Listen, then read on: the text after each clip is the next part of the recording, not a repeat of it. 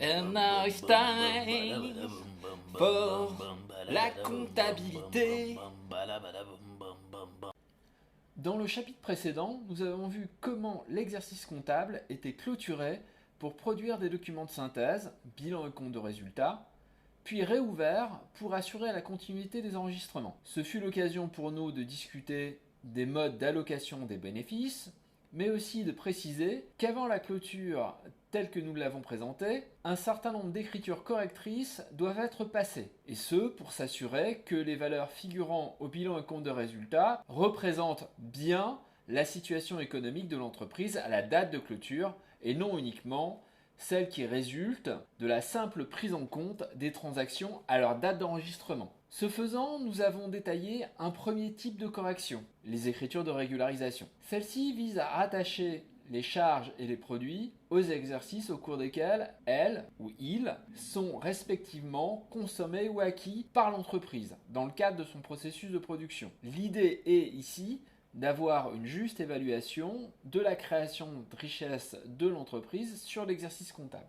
Dans ce nouveau chapitre, nous allons prolonger l'analyse en nous intéressant à la comptabilisation des stocks. Encore une fois, il s'agira de rattacher les charges aux produits qu'elles ont permis ou qu'elles permettront de générer et donc de déplacer d'un exercice à un autre ces mêmes charges. La principale différence ici avec les écritures de régularisation, c'est la matérialité des éléments attachés à ces dernières. Autrement dit, les biens stockés. Ceux-ci constituent des actifs pour l'entreprise et donc devront être traités comme tels. Notre présentation du traitement s'articulera en trois parties. Nous commencerons par un certain nombre de généralités sur ce traitement, puis nous nous intéresserons à la détermination de la valeur des stocks entrant en comptabilité. Et donc, nous distinguerons deux cas. Le cas des éléments de stock identifiables, ceux que l'on peut objet par objet rattacher à une facture ou à un ensemble de factures dans le cadre d'un processus de production, et ceux pour lesquels cette opération est impossible. Mais avant d'entrer dans le vif du sujet, précisons certains points. Les enregistrements courants des achats et ventes de l'entreprise n'affectent pas les comptes de stock. En fait, ces comptes de stock vont être ajustés en valeur à la date de clôture. Et c'est à cette fin qu'est réalisé, en fin d'exercice comptable, un inventaire physique des différents stocks. Ces stocks, d'un point de vue de l'analyse comptable, ne sont que des charges, donc des emplois de ressources, non encore consommés à la date de clôture et qui contribueront sur l'exercice suivant à créer de la valeur, éventuellement. Et donc qui confèrent un avantage économique futur à l'entreprise du fait de leur détention, ce qui fait d'eux, en dernière analyse, un actif. On va considérer en comptabilité, en tout cas dans le plan comptable, deux grands types de stocks. Les stocks d'éléments transformés, c'est-à-dire les produits finis ou les produits semi-finis, ce qu'on appelle en comptabilité les encours de production, et les éléments non transformés, les matières premières et marchandises notamment. Ceci étant posé, voyons comment en comptabilité on va traiter ces stocks. Étudions le schéma de l'écriture permettant à l'inventaire de prendre en compte l'évolution de la valeur des stocks sur un exercice comptable. Cette correction va s'établir à la fois au bilan et au compte de résultat. Alors au bilan, on va utiliser les comptes de stock de manière à marquer leur nouvelle valeur. Et au compte de résultat, on va utiliser les comptes qu'on appelle les comptes de variation de stock qui vont nous permettre de déplacer la charge associée aux éléments que nous avons en stock. L'objectif étant, encore une fois, de faire en sorte que cette charge pèse sur l'exercice comptable où se situe le produit qu'elle a permis de générer. Ainsi, par exemple, pour des marchandises, on fera en sorte que la charge associée à leur acquisition impacte l'exercice dans lequel elles sont revendues. L'écriture mise en œuvre sera en deux étapes. On va commencer par annuler la valeur du stock initial dans le bilan de l'entreprise. Donc on va créditer les comptes de stock pour les remettre à zéro, pour leur montant figurant dans le précédent bilan. Puis on va constater dans une seconde étape la valeur du stock final. Et donc ici, on va débiter, donc augmenter, la valeur des comptes de stock pour leur nouveau montant. À chaque fois, ces écritures seront équilibrées par le biais du compte de variation de stock adéquat. Ce compte de variation de stock sera débité pour l'annulation du stock initial et crédité pour la constatation du stock final. Cette variation de stock prend deux formes en fonction de la nature des éléments stockés. Pour les éléments transformés, cette variation de stock va prendre la forme d'un produit avec des comptes qui vont commencer par 713 et la correction pour une augmentation de stock va consister en une augmentation de ces produits. Pour ce qui est des éléments non transformés, la variation de stock va prendre la forme d'une charge, ou plus précisément lorsque le stock augmente d'une réduction d'une charge, et cette charge sera indexée dans un compte qui va commencer par 613. Pour rendre les choses plus concrètes, utilisons un exemple. Alors, prenons la société Vulture Incorporation qui se spécialise dans la fourniture de nourriture pour oiseaux carnivores. Ces stocks étaient à la fin de l'année N-1 et à la fin de l'année N les suivants. Donc vous avez un stock de produits finis et un stock de matières premières. Les stocks initiaux sont les stocks au 31 décembre de l'année N-1 et les stocks finaux, ceux qui doivent apparaître en comptabilité au terme de l'année N, sont ceux du 31 décembre de l'année N. Vous avez pour les produits finis un stock initial de 500 et un stock final de 1000. Pour les matières premières, le stock initial est de 600 et le stock final de 500. Le stock de produits finis a ainsi augmenté de 500 et le stock de matières premières a diminué de 100. Voyons les écritures associées à ces informations. Commençons par les stocks de produits finis. Au 31 décembre de l'année N, à la date de clôture de l'exercice comptable, on va d'abord annuler la valeur du stock initial. Le compte de stock de produits finis, c'est le compte 355. On va donc, pour le mettre à zéro, ce compte, qui est un compte d'actifs, donc qui augmente au débit, diminue au crédit, on va le créditer pour son montant, c'est-à-dire 500 €. Et pour équilibrer l'écriture, on va débiter un compte de variation de stock, le compte de variation de stock de produits finis, qu'on va trouver dans la mesure où les produits finis sont des éléments transformés dans les produits, c'est le compte 713,55 qui va être débité pour 500 €. Ceci fait, notre compte de stock est à 0, il faut maintenant le mettre à sa nouvelle valeur, c'est-à-dire 1000 €. Et donc on va débiter pour ce faire le compte stock de produits finis pour 1000 € et créditer le compte de variation de stock de produits finis pour la même somme, de manière à finaliser l'écriture. Voyons ce qu'il en est pour les stocks de matières premières. Alors le schéma de l'écriture est le même. On va commencer par annuler le stock initial en créditant le compte de stock de matières premières. Donc le compte 31 stock de matières premières va être crédité pour son montant, soit 600 €. Pour équilibrer l'écriture, on va utiliser le compte de variation de stock de matières premières qui cette fois se trouve dans les charges, dans la mesure où les matières premières sont des éléments qui n'ont pas encore été transformés. Donc on va utiliser le compte 603.1 ou 6031, variation de stock de matières premières qu'on va débiter pour 600 €. Une fois fait, le compte stock de matières premières est à 0. Il faut donc constater maintenant la valeur finale du stock de matières premières qui est de 500 €. Et donc on va débiter le compte stock de matières premières pour 500 € et créditer le compte de variation de stock de matières premières pour également 500 €. Examinons l'impact de ces deux écritures sur le compte de résultat de l'entreprise pour l'année N. Alors pour cela, retraçons schématiquement un compte de résultat avec une colonne charge, une colonne produit et portons-y les comptes de variation de stock ainsi que les différents mouvements que nous venons d'enregistrer. Donc dans la colonne charge, on va avoir le compte de variation de stock de matières premières qui va avoir un mouvement au débit de 600 et un mouvement au crédit de 500. Et dans la colonne produit, on va avoir le compte de variation de stock de produits finis qui présente un mouvement au débit de 500 et un mouvement au crédit de 1000. Alors on peut solder ces différents comptes.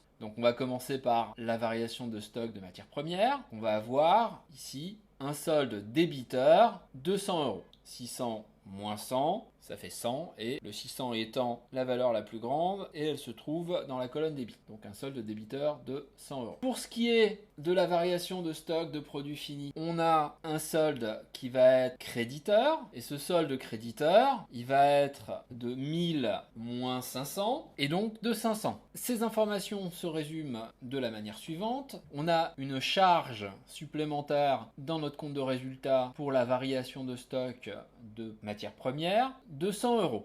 Et un produit supplémentaire de 500 € pour la variation de stock de produits finis. Pour la variation de stock de matières premières, on voit que la diminution du stock de matières premières a conduit à augmenter les charges de l'entreprise. En fait, on a réintégré dans l'exercice N la charge qui a permis de réaliser des produits à partir de matières premières qui ont été acquises dans l'exercice N-1. On a diminué le stock pour produire et vendre des produits finis. Et de l'autre côté, dans la colonne produits, on a une augmentation du stock de produits finis qui conduit à déplacer les charges associées à la création de ce stock de produits finis dans l'exercice suivant et donc à augmenter, pour compenser les charges qui ont été enregistrées en trop durant l'exercice comptable, les produits de l'entreprise pour 500 €.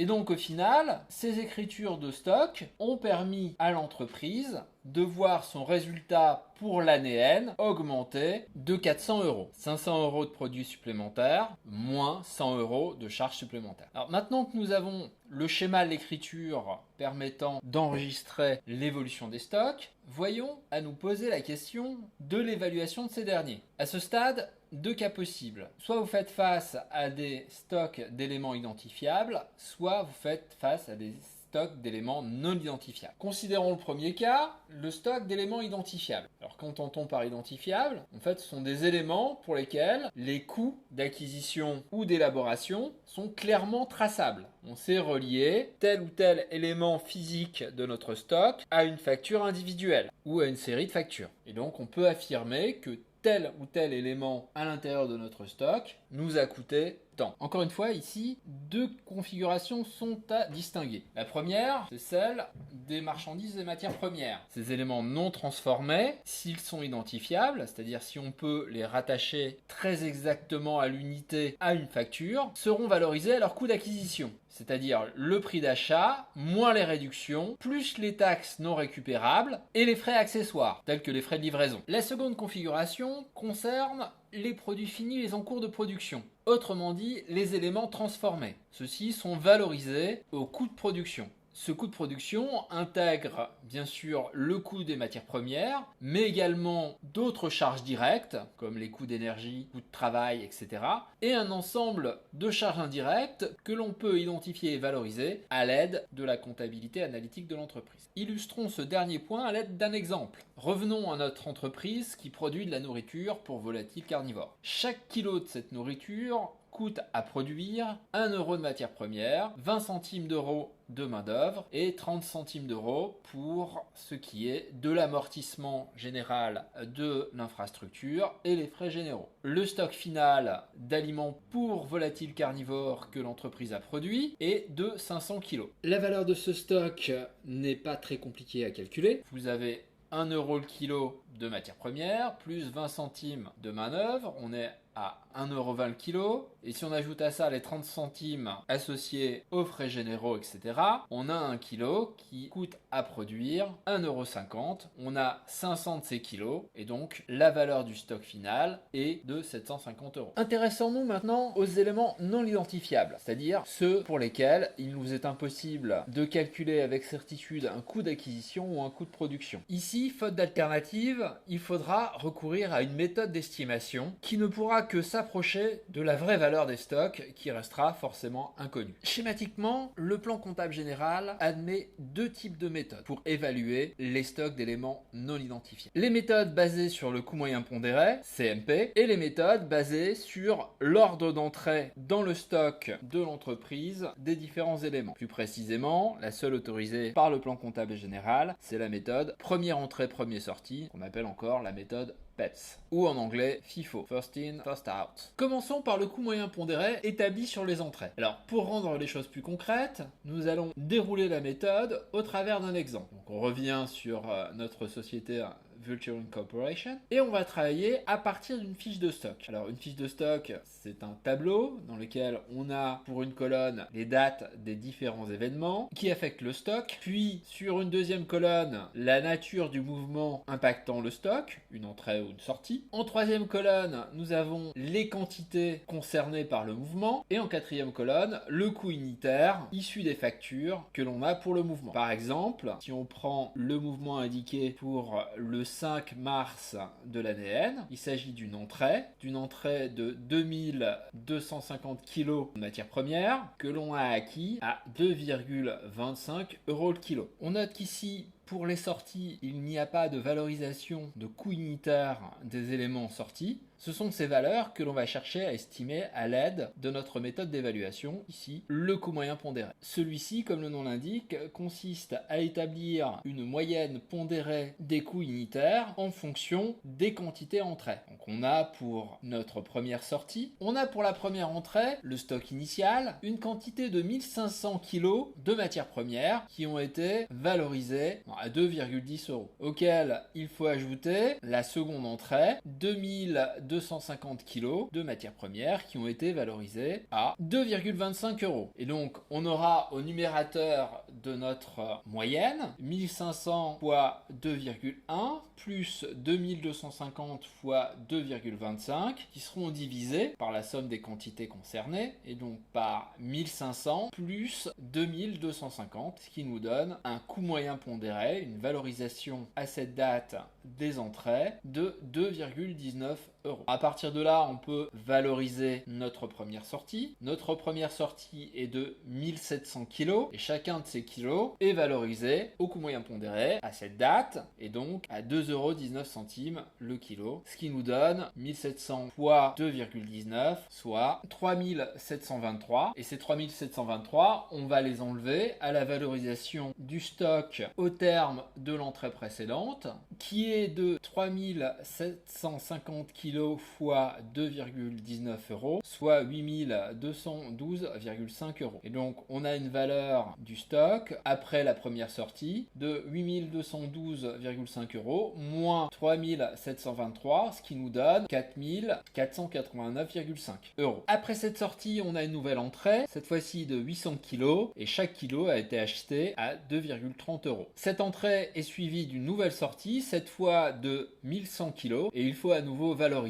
les éléments composant cette sortie. Là, on va encore utiliser le coût moyen pondéré et donc on va reprendre pour le numérateur 1500 fois 2,1 plus 2250 fois 2,25, donc nos deux premières entrées, plus notre nouvelle entrée, 800 fois 2,30, et on va diviser le tout par le total des quantités des entrées, c'est-à-dire 1500 plus 2250 plus 800. Et ça va nous donner 2,21, ce qui nous permet de valoriser notre dernière sortie en multipliant les prix par les quantités. Et donc on va avoir 1100 kg qui vont être multipliés par 2,21 € et on obtiendra pour cette sortie 2431 €. 2431 €, c'est la valeur des éléments qui sont sortis du patrimoine de l'entreprise à cette occasion. Alors pour obtenir notre stock final, il va falloir enlever cette valeur à la valeur du stock suite à la précédente entrée. Et donc à la précédente entrée, le coût moyen pondéré des éléments était de 2,21. On a au total en stock 2850 kg de matières premières. Et donc la valeur du stock avant notre dernière sortie sera de 2850 fois 2,21, ce qui nous donne 6298,5. Et quand on enlève 2431 à 6298,5, on obtient 3867,5. Et ces 3867,5, ce sera notre stock final. Ce sera la valeur de notre stock final de matières premières. À partir de ces informations, on peut réaliser l'enregistrement comptable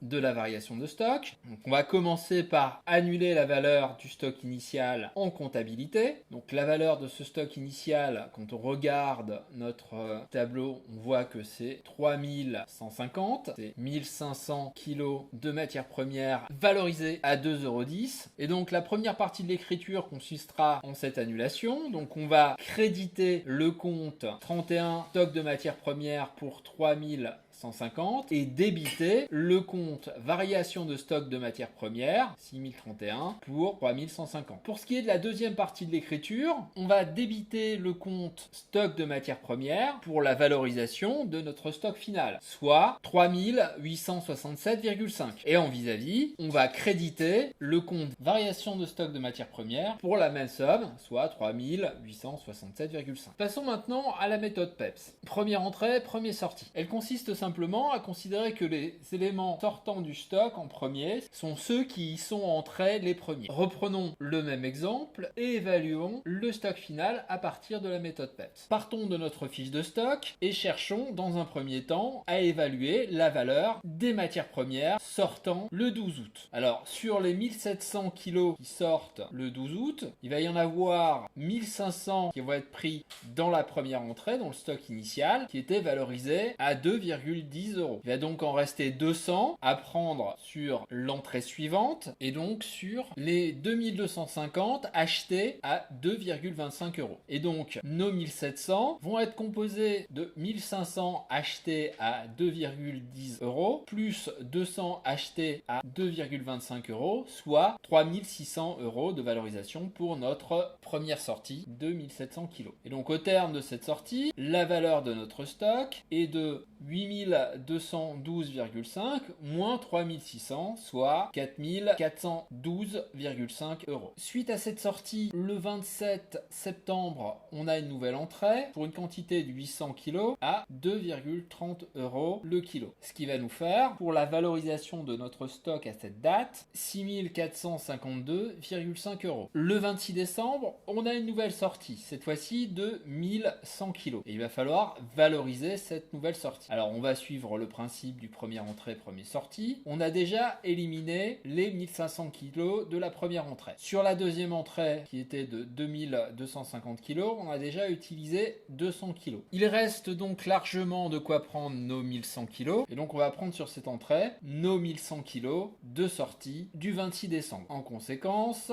on va valoriser ces 1100 kg à 2,25 €, ce qui va nous faire 2475. Ceci étant établi, on peut calculer la valeur de notre stock final. Donc ce sera 6452,5 moins nos 2475, soit 3977,5. Nous avons alors l'ensemble des informations nécessaires pour établir notre enregistrement des stocks. Donc au 31 décembre de l'année N, on va débiter le compte de variation de stock de matières premières pour 3150 et créditer le compte de stock de matières premières pour 3150, ce qui nous permettra de mettre ce compte à 0. Puis dans une deuxième partie de l'écriture, on va débiter le compte de stock de matières premières pour 3977,5 et créditer le compte de variation de stock de matières premières pour le même montant. Ça nous permettra de boucler notre écriture. Alors on voit que selon la méthode d'estimation que l'on a retenue, on n'obtient pas la même valorisation du stock final. Aussi, pour éviter les manipulations, le plan comptable général limite les possibilités de changement et de choix de méthode de valorisation des stocks. Si une entreprise opte